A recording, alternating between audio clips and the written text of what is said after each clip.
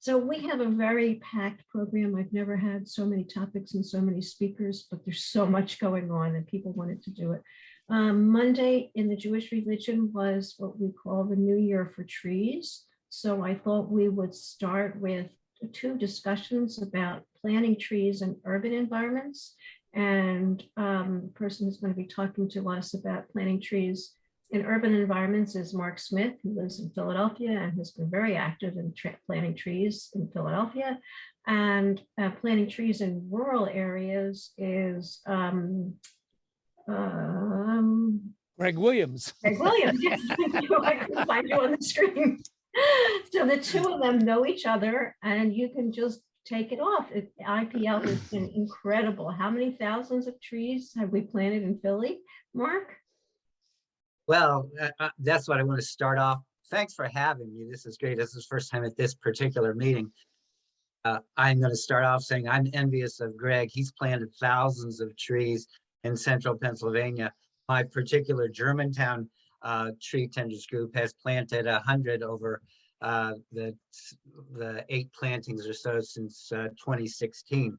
And it's just a very, very different thing that happens. And the tree planting process that I'm connected to is through the Pennsylvania Horticultural Society. And I started the Germantown Tree Tenders Group in 2016. Our Philadelphia chapter of PA IPL was started in 2013.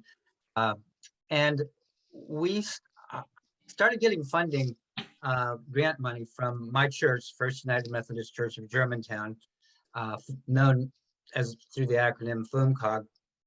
And I wanted, and the church that was giving us funding through the Julia Morgan Fund wanted to see more hands-on kind of work. And so I looked around at different programs, and I really, it was great, the meditation that we opened with about trees. In my most sacred thing from nature. So it was really, I've always been drawn to trees. I sketched, this was the first thing I ever sketched as a kid. And PHS has this great program where they're part of a number of other city organizations, Tree Philly and Parks and Recreation, which is more connected to Tree Philly, to plant 1 million trees. They're more than halfway there to plant trees in a 13 county area. So my group is just situated in Germantown, and our mission was to start by was to try to plant trees in faith communities. We're still working on that. We planted some trees at some churches in Germantown, and still some plans to do that. It's spread out to more residential. Most recently, we've had a program of planting at a school. It's the Pickett campus of Mastery Charter School. And we have, we'll have over 20 trees planted there come this April. And the real exciting goal there is to engage students, because I believe that, and maybe this is my own prejudice of growing up in rural areas, that kids growing up in urban areas don't really get where their food comes from, don't really get where, how things work, how things grow. So we're trying to design a program to engage students. Got the program started, got the applications in from the school, COVID hit, and so there was nothing that happened for an entire year. Fall came this year, things opened back up, and the faculty is like, we're on board. We've got 5 kids that want to get involved. Had a planting of 7 trees on November 19th. And then everybody knows what's happened since then with the resurgence of COVID and the Omicron variant. So I feel like they've gone back in, and I'm not sure what's going to happen.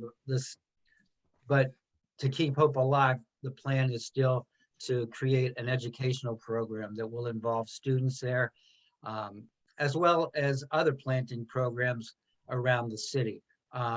David, David, the executive director, has a program, has some connections to the Juniata School District, to do a similar kind of a program there. And I'm probably already going over my 5 minutes.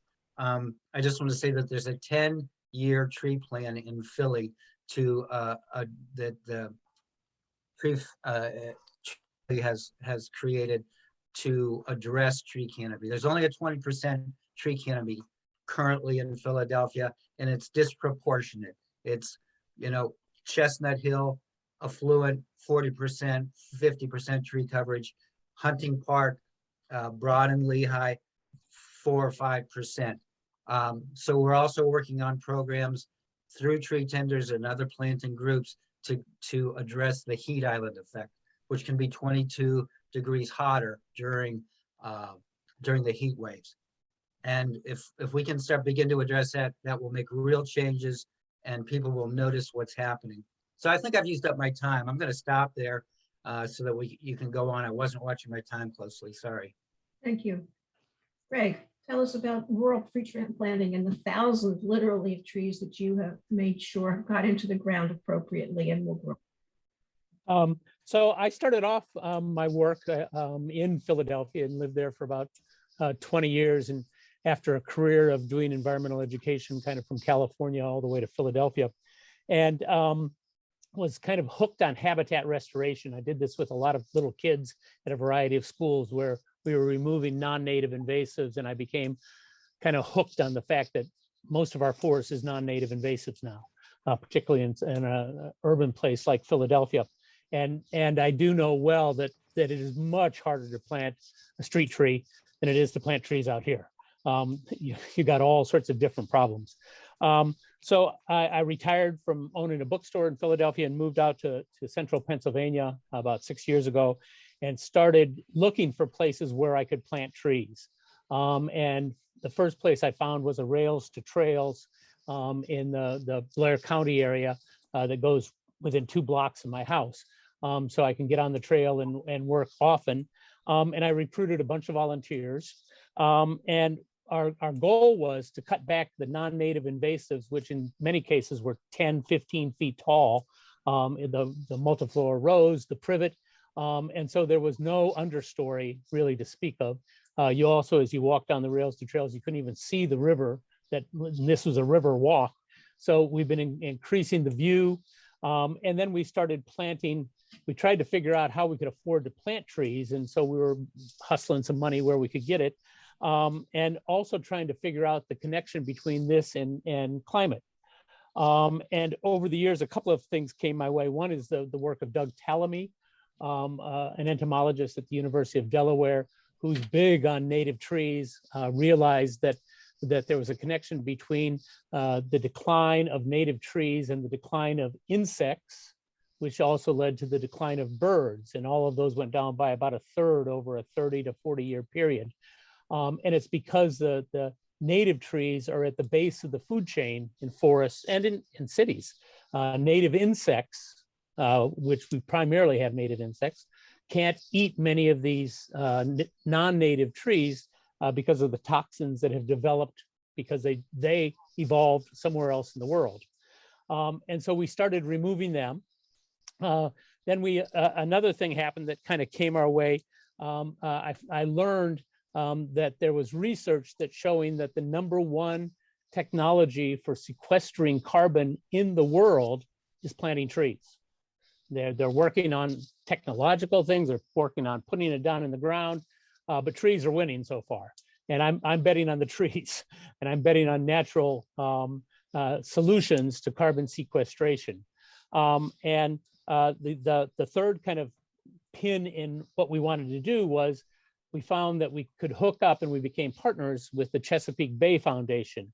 And they have a program that started about 2 or 3 years ago called the K10 program, where they want to put 10 million trees in Pennsylvania, mainly in the watershed, the Chesapeake Bay watershed, by 2025. And they're approaching 4 to 5 million at the moment. They just they're in the process right now of distributing 260,000 trees just for this spring. And so those are free. They're all natives, probably 80, maybe even 100 different species over the time that I've been planting. And They come with tubes and stakes, but they're much simpler to put in the ground than what Mark has to do. They come some as bare roots, which have to be planted very quickly, and some as saplings. And they're, none of them bigger than most 4 feet, a lot of them 6 to 12 inches. But those tubes help protect them from deer, rabbits, voles. Voles are one of the biggest predators of them, and also against buck rub, which will kill some of these trees early on. So we've kind of ramped up our thing from 6 years ago, where we started in State College. We started on the Lauer Trail. We're now also working on the Bell's Gap Trail, which is in Blair County, and also in Huntington. And we, over the years, probably have somewhere close to 1,000 volunteers who have at least worked a couple of hours with us, either removing non-natives or planting trees. We've got some addicts like myself. We're putting together a 12-step program for those of us who are hooked so badly that we don't do much of anything else. But it's a good retirement gig, I'll tell you that. It's keeping me in shape and keeping me in the natural world where I thrive the best. We now have planted we've planted 7,000 or 8,000, I would guess, trees altogether. I kind of don't have time to keep up with the numbers, but we've also gotten, because we're a partner with Chesapeake Bay Foundation, we are now distributing trees. And we're distributing trees to landowners for their own yard. Doug Talamy is a big advocate of making your own yard native to increase the habitat there that's useful for insects, birds, everybody. And also in other parks and other kind of privately or publicly held land. So now I think as of right now, we're closer to 13,000 to 14,000 trees that have been distributed and planted. And that's still a tiny little drop in the amount of trees that we need to plant. But it's part of that kind of stream of people working around the world planting trees. And Pennsylvania had a huge native forest 300 years ago, which was all cut down, and it is now coming back, and we're trying to keep it going even generations after this one. Let's see, we worked with children a lot. We have this spring, we'll probably have about 300 or 400 different children who plant at least a tree, probably more than that.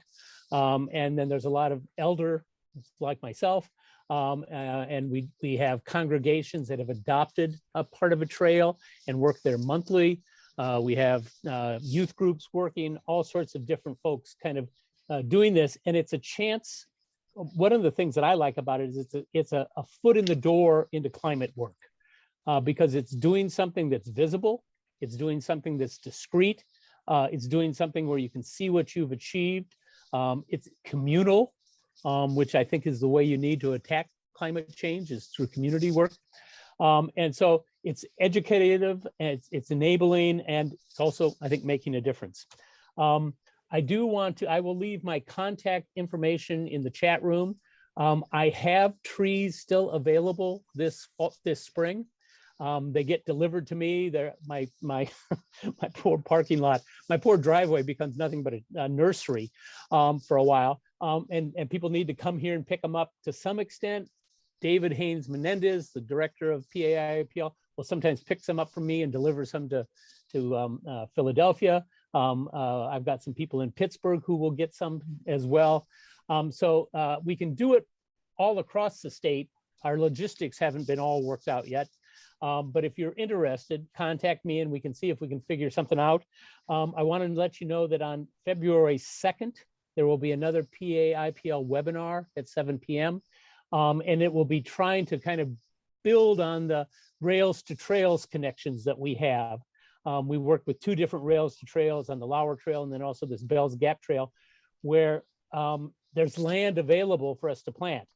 And not much bureaucracy that we have to go through to get them planted. And lots of support from bike riders and walkers and dog walkers, and there's a whole communal thing going on there too. So that webinar, if you're interested, look for that email coming out for the February 2nd. If you're near the Rails to Trails, I really want you to come because we're trying to get the the Rails to Trails organizations, and there's probably 20 of them across the state, at least in central Pennsylvania, to follow the example of the Lauer Trail. And I'm hoping that we can bring volunteers as well as access to the Chesapeake Bay Foundation Free Trees. So thank you very much. That was amazing. It's truly inspirational. Very uplifting for all of us. And while we're on the topic of uplifting, let's talk about solar panels being uplifted onto the roofs of Pittsburgh houses. And Wayne Younger is going to talk to us about what he's doing with the Open Ministries program. Well, friends, hello, how are you? I am very thankful to have this opportunity to be with you guys and to talk a little bit about what's happening at Open Ministries in Pittsburgh and some of the things that we have become very hopeful for. In the history of Open Ministries, we are an organization that works to combat the racial wealth gap in Pittsburgh, and we try and do that through financial education, but then also through the pursuit of home ownership. We are not a housing program, we're a home ownership program. What we want to do is extend the benefits of ownership to classes of people who have not traditionally been able to have those opportunities. In the midst of that, the way we accomplish this is that we renovate existing homes in Pittsburgh so that they can be purchased by folks who are working through our programs. And in renovating, one of the things that we have found that is very important to us is that we want to do renovations in a way that are, one, of course, cost effective, but also we want to do them in a way that is environmentally friendly. And one of the things that we found is that many people who are in the lower economic rungs don't get the benefit of building that can happen in environmentally effective ways, and they don't get the life benefits of that. So for us, when we are doing the work to rebuild a house, what we do is we really work hard to make sure that that work is done in such a way that it benefits the family, not just economically, not just, from the standpoint of, we had a roof over our head, but we're living in a safe place, and a place that allows the environmental impact of a family, on a family, to be done in a way that is beneficial to the family. And so that means making sure that houses, are built to codes that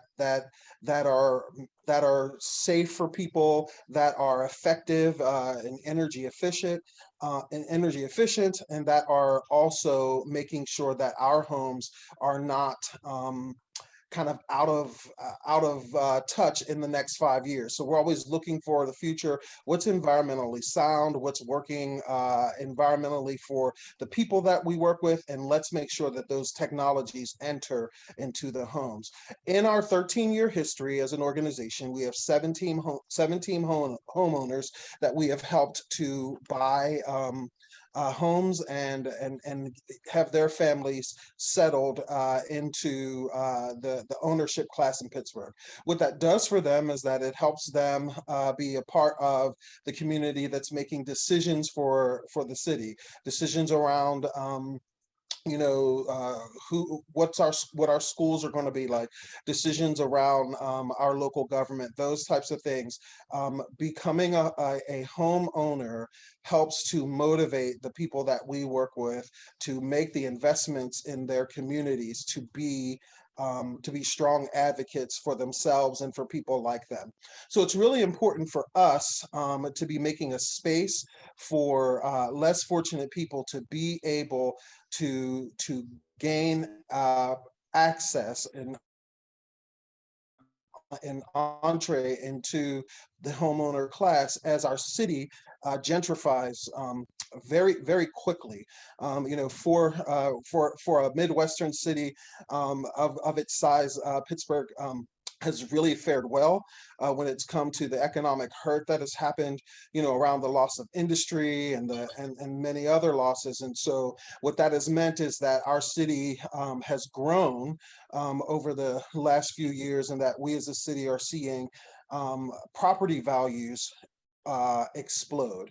And so as property values go up, what happens normally is that folks who are on the bottom rung economically can no longer afford to live in a place. So our desire is to work alongside of those people to find ways to help them be able to take advantage of and maintain their own stake in the city that they basically have preserved.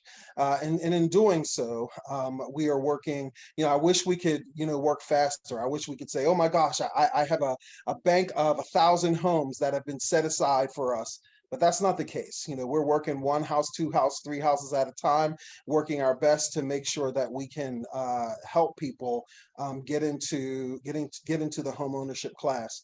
One of the new things that we are really, really excited about is in the midst of doing this work and doing our work together over the last 13 years, we have a group of homeowners that we can go to now and say, hey, listen, you're in your house, you have committed to the area, you didn't get a house and flip it real quick and take off with the money.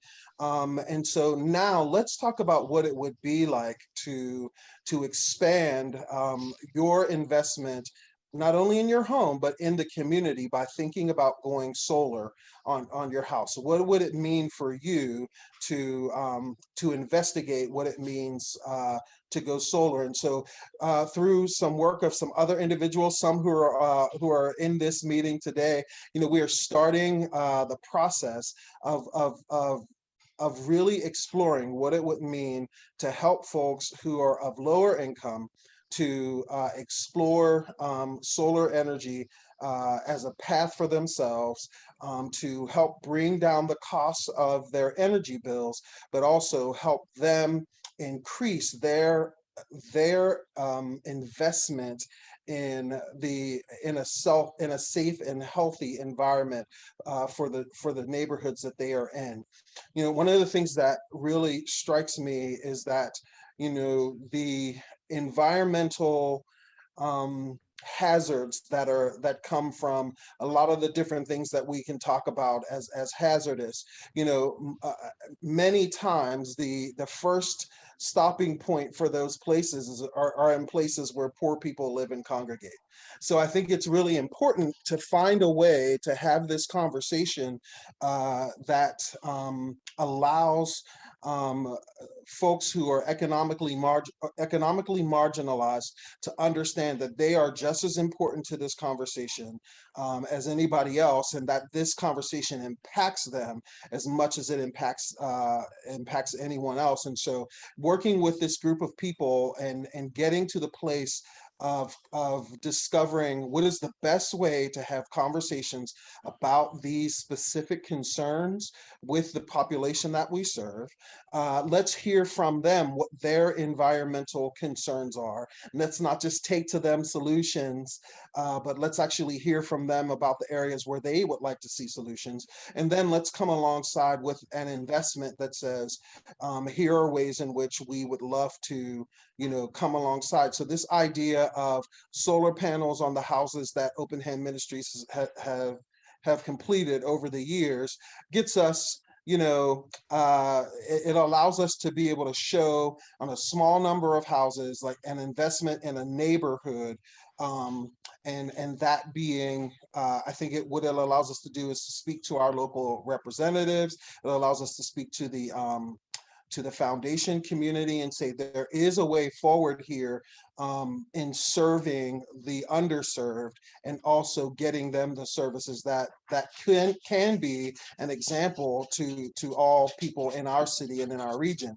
And so we're really excited as an organization who've been around for just a while, but doing our thing and working in our way. We're really excited to take our work beyond what it has meant for helping to bridge the racial wealth gap and really begin to start thinking about quality of life issues, which these environmental issues are. You just went mute. You went mute, sir. Wayne, unmute, please. Okay, yeah. Muted. Thanks. So anyway, maybe that's a good time for me to say, that's my time, friends. Let's get into it. and it's but just wanted to say how excited we are as an organization to be working alongside of those who are really thinking about environmental impacts and how they have impacted poor people over time, especially in the inner city. That's phenomenal. So I'm assuming you're getting funding on some extra funding to help these people to acquire their solar panels.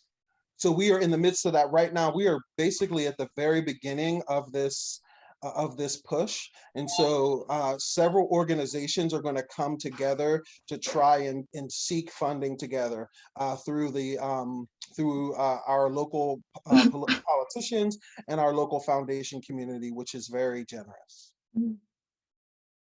Wow, that is amazing. And it just gives me so much joy to realize these people now own homes, taking pride in the community and getting involved in things, and then they're going to go solar. And that's truly amazing. That's really making a huge difference, one step at a time. Our last speaker, and I really want to make sure that we have some time for question and answer and discussion, is Judy Wicks. She comes to our monthly meetings on a regular basis, and she's the founder of All Together Now Pennsylvania, which is she's building a local supply chain that is increasing our local self-reliance on basic needs. So we're not building, talking about trees now, but this is another way of becoming more resilient. So I'm very anxious to hear what Judy has to tell us about. And it's exciting that people are starting not-for-profits and working with all kinds of coalitions and doing all kinds of really great things. So Judy.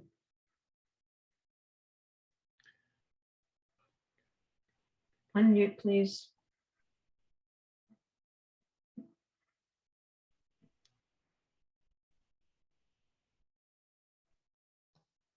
Also, I see Kathy's hand is up. I'm not sure if that's.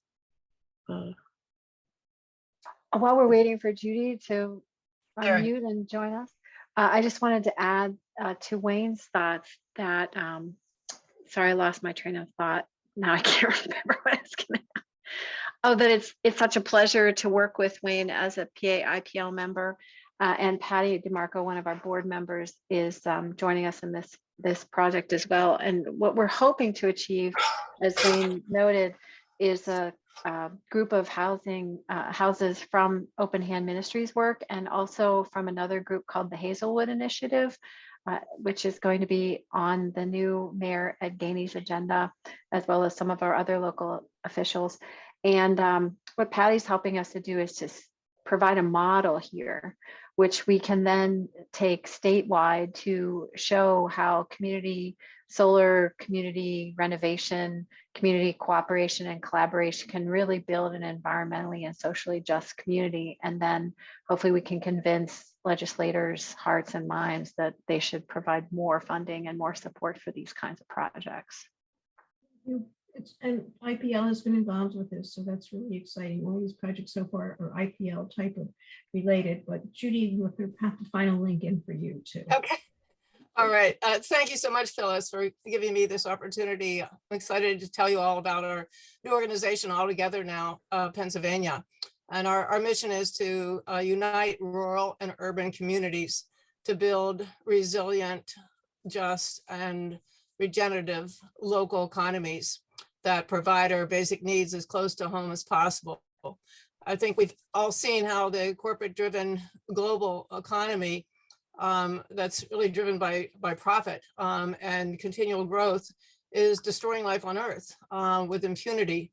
And we can see that system has done so much harm, but it's also beginning to collapse. And at this point, most people are in some way dependent on global supply chains. And during the pandemic, we saw how the industrialized, centralized food system collapsed, where the local farmers were able to pivot and get food into the cities. So I think this is really a matter of survival. Not only do local economies mitigate carbons, but we also are preparing our communities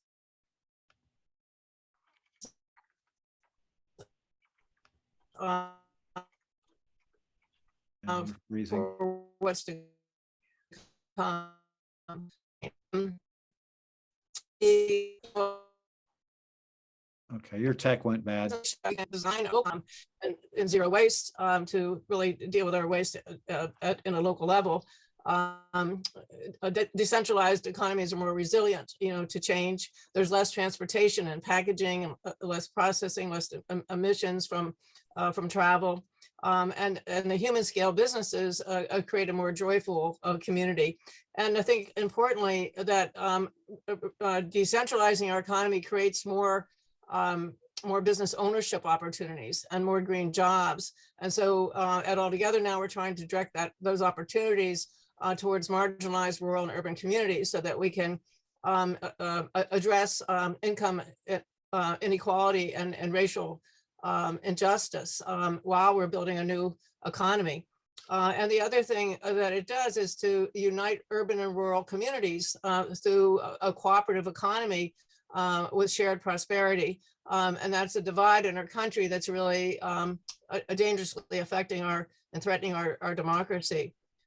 So at Altogether now, we started in terms of our work to provide basic needs close to home with hemp. Hemp was illegal for 80 years, a senseless ban. And in 2018, it was finally legalized. And so we started with hemp because hemp is just an amazing plant. First of all, it sequesters carbons even more than trees do. It remediates the soil. And the material that comes from hemp can be used in multiple basic needs. You can eat it with hemp cooking oil, hemp flour, and so on. It's a plant medicine with CBD and THC, medical marijuana. It's also used for fiber for making clothing and textiles. And it's used for building materials, making hempcrete, which is a material where you mix the herd of the hemp plant with lime and water, and it's used to create wall surfaces that have a very high insulation rate. It replaces a styrofoam and fiberglass insulation materials. And when you have hemp walls, it absorbs and sequesters carbons indefinitely. It becomes harder and harder as it rather than falling apart, and it's pest resistant, water resistant, mold resistant, and fire retardant. So it's just a wonderful building material. So at Altogether now, we've been working in those 4 areas on building those supply chains. So there's kind of two buckets to our work. One is the bucket of supply, so working with farmers and entrepreneurs, bringing together the farmers and the entrepreneurs to talk about local supply chains and to partner with each other. The other bucket is in increasing the demand. So that's around public education. Why is local self-reliance so important, and what does it have to do with climate change? And also why it's important for all of us to support local industry, to buy locally made clothes and locally grown food, locally produced renewable energy, local building materials, and so on. And the other part of all this is really to have a revolution of values. We have a culture and an economy that's based on profit, where we literally value profit and money more than we value life itself. And that attitude and that paradigm, must change. I think that climate change We're losing you. But our civilization at the brink of extinction.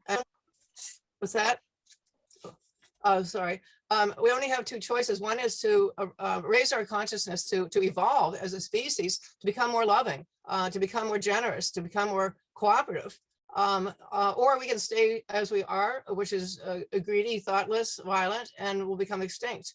And there's really no in between. So I appreciate these remarks in the beginning, because I think it all does boil down to, do we understand that that we are all connected spiritually and physically and economically to a large extent, and what we do to others, we are doing to ourselves. The golden rule. And so that revolution of values is intrinsic to our work. And so as we build our economy, we're trying to model generosity and kindness, and that we all need to make economic decisions, whether we're buying or selling or investing. We need to make economic decisions, keeping in mind, how's this decision going to affect the earth and how's it going to affect other people?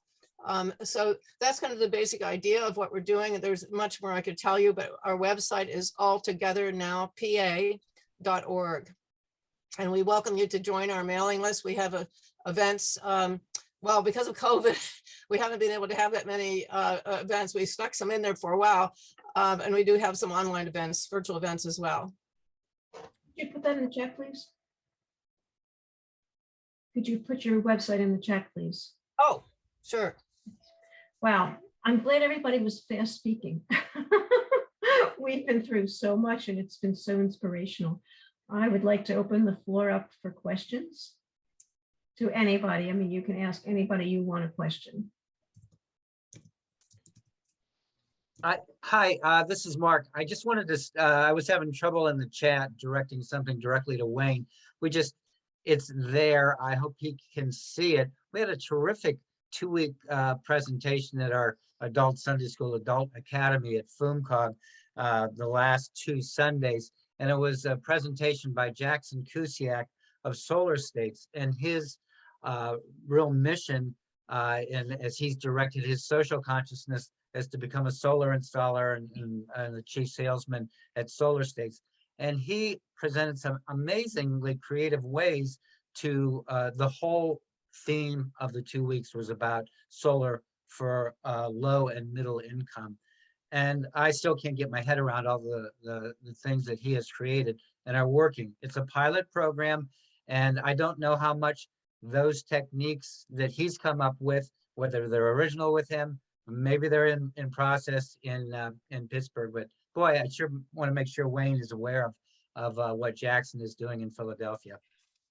Thanks, Mark, so much. And I actually did see that in the chat and got to write it down. But yeah, that's really awesome. Thank you so much. We don't want to reinvent wheels, so we want to get all the wisdom that's out there for us. So that's amazing. Thank you. And I want to point out that the chat has been quite active with a lot of people putting in there other things that you can be involved with, other organizations, activities, events. So there's been a nice back channel going on now in addition to the speakers. So questions for the speakers.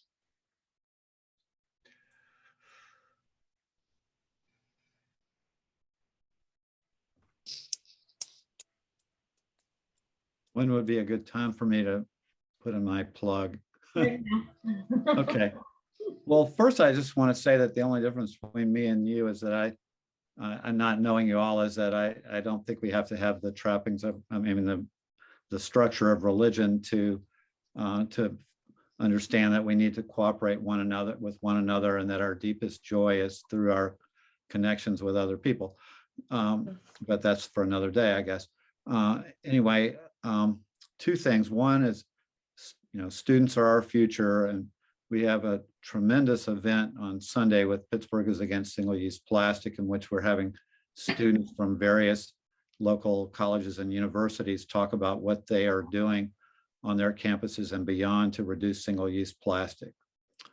The other thing is I want to invite everyone to check out Wild Ones Native Plants Natural Landscapes, which is a national organization with over 70 chapters. And specifically, Greg Williams, I want you to start a seedling chapter of Wild Ones Native Plants Natural Landscapes in South Central Pennsylvania.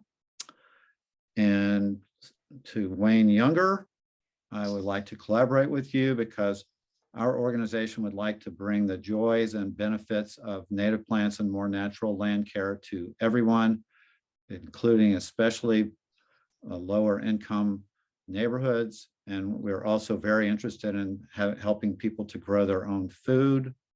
And personally, we just put in solar panels.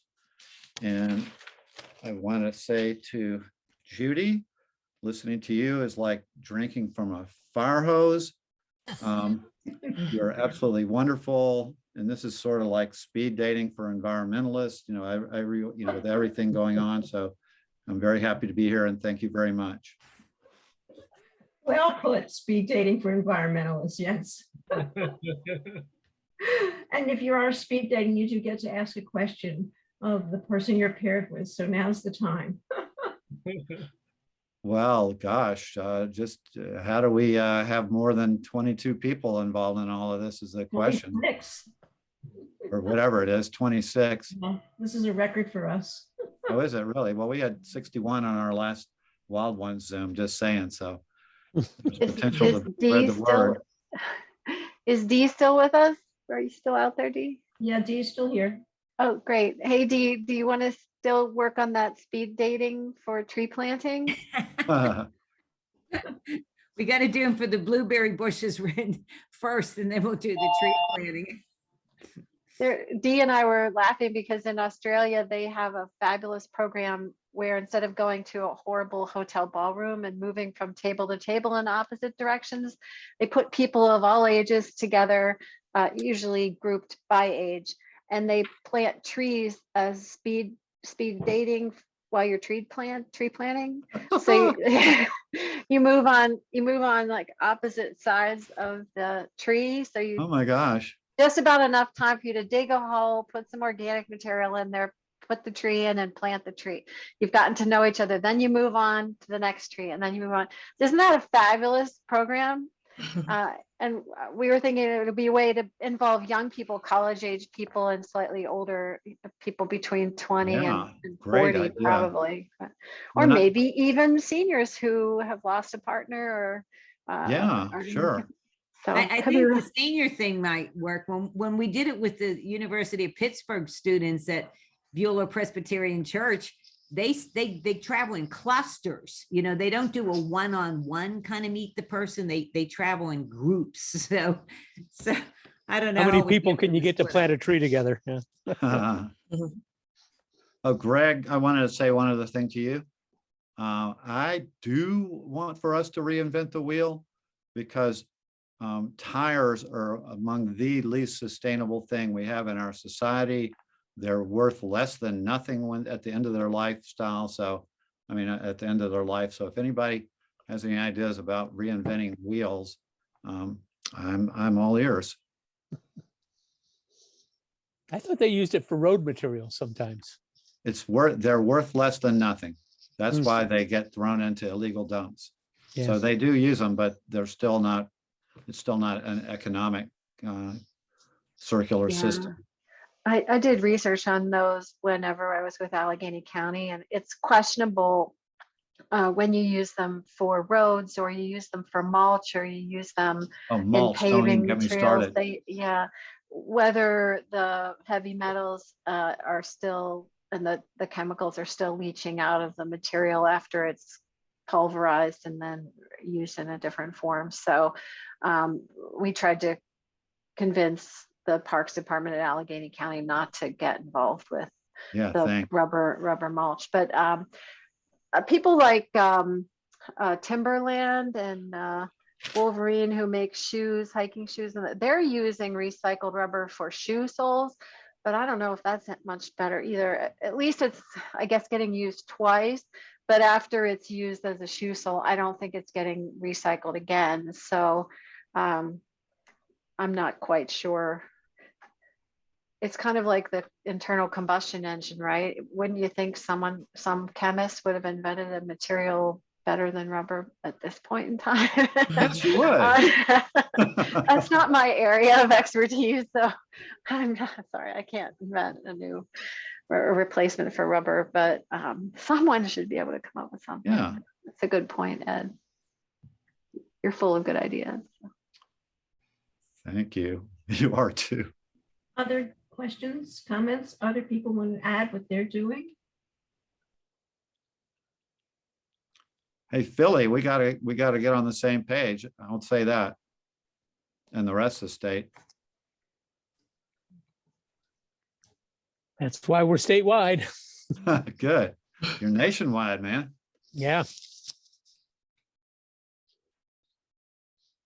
Judy, I have a question for you. Okay.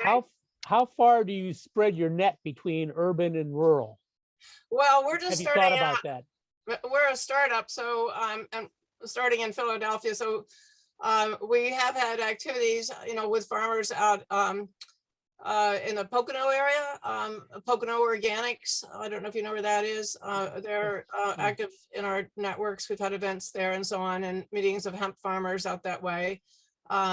So we've had some activities in Bucks County, and so on. But we're just now getting funding. We don't have an executive director yet. I'm a volunteer executive director. So most of us are volunteer or very part-time people. So we just got a big grant, and we're in the process of hiring an executive director now. And once we actually have a staff, we'll be able to start to spread our work more statewide. And I was trying to decide what geographic area to start with, and I chose the whole state because I want to involve state government in our work. So, because a lot of it has to do with advocacy and changing some of the laws that favor corporations. Yes. And we really need to favor decentralization and local ownership and local farms. And there's been such despair among many people that's been caused by globalization, that globalization has taken away so many jobs from in both the rural and the urban areas, which I believe is why there's one of the reasons there's a rise in right-wing politics, is because there's so much dissatisfaction, with the economy. Going from Philadelphia and being pretty much urban most of my life to living in central PA is a huge eye opener, and the rural poverty is pretty intense, and figuring out some way to create a product that has a market, and we're not very close to very many big cities, but we're closest probably to Pittsburgh, but that whole thing could be reworked for everybody's benefit. Exactly. That's a great idea. I think that local self-reliance or community self-reliance is the meeting place of the left and the right. Yeah. Because both sides, the right is very much values self-reliance, and the left values community. So you put them together, community self-reliance. Like, how can we make things together to serve our own communities? I feel that's the meeting place. And if we could have shared prosperity and cooperative, and it used to be that way. That before globalization, we had local supply chains that were co-created by the urban and rural communities, and there was mutual trust and understanding. And then when globalization came, it severed those supply chains and sort of cast us aside from each other, the rural and urban. And so there's not much interchange. One of the things we want to do once we're fully funded is to focus on local tourism, to try and get people in Pittsburgh and Philadelphia, instead of going to New York or flying off to Paris or something, why not go to Reading or Jim Thorpe or whatever, or Williamsburg. Exactly. And we got there's a phenomenon. phenomenon here called trail towns, where these rails to trails started, just where there were rail lines. And people are starting to figure out that the towns that they go past are being left behind. The population of Williamsburg was 2,000 or 3,000. It's down to 1,000 and declining. And so we're trying to become a trail town right now, trying to create handicapped accessibility on the trail as another draw. But it's an uphill fight. But tourism is definitely one of the ways that rural America might make it. So. Yeah. Well, I think we just really have to change our lifestyles. I mean, people shouldn't be flying. Unfortunately, my grandchild is in California, so I do have to fly to see my grandchild. But other than that, I don't do any recreational travel any longer, like for vacations. I have an electric car, and I drive up to the Poconos, or I drive, to Cape May or something. And I think we just have to change, our lifestyle and our culture, and to show people how much fun it is and rewarding to get to know our rural communities, and stay in, there's a lot of bed and breakfasts, or you can stay on a farm, all this, there's a lot to do, and the state is beautiful. And I do think it's changing. I see more of the small towns getting really interesting little shops and restaurants. Some people from New York are now moving into the small towns of Pennsylvania and starting businesses. So, I think I'm expecting that one of the results of climate change will be less traveling and more, focus on our own communities. Judy, I want you to be the leader of the free world. There's an I'm opening. I'm supposed to be retired, but